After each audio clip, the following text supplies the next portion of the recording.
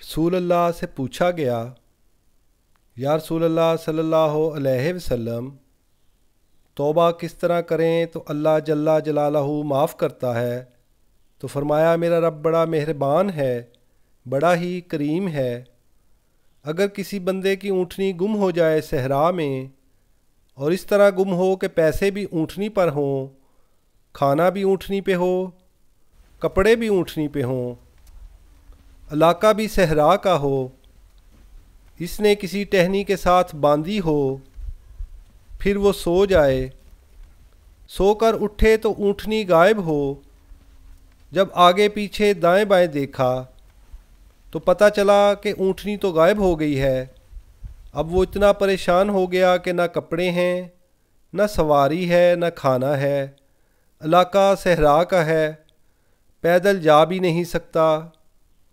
فرمایا پھر اس طرح وہ بیٹھ کے موت کا انتظار کرنے لگتا ہے، اور وہ منتظر تھا کہ اب موت ہی آئے گی، اب کوئی اور سہارا بھی نہیں۔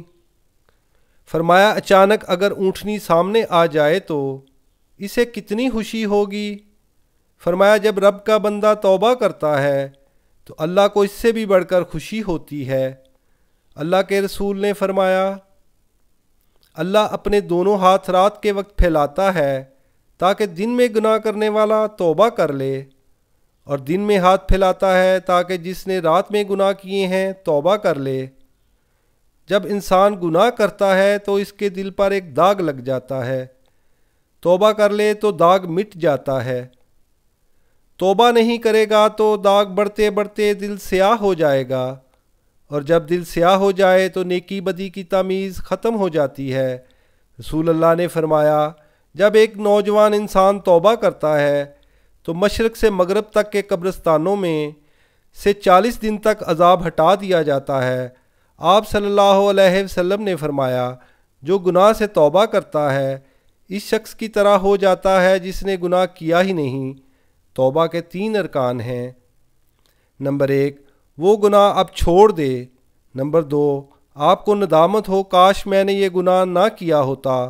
نمبر 3، آئندہ گناہ نہ کرنے کا پکا عزم کر لے۔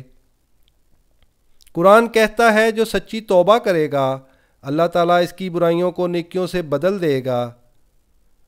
وہی پریشانیاں جو گناہ کی وجہ سے پہلے عذاب تھیں اب عذاب کی بجائے رحمت بن جائیں گی، اور درجات کی بلندی کا ذریعہ بنیں گی، اللہ کے قریب کرنے کا ذریعہ بنیں گی۔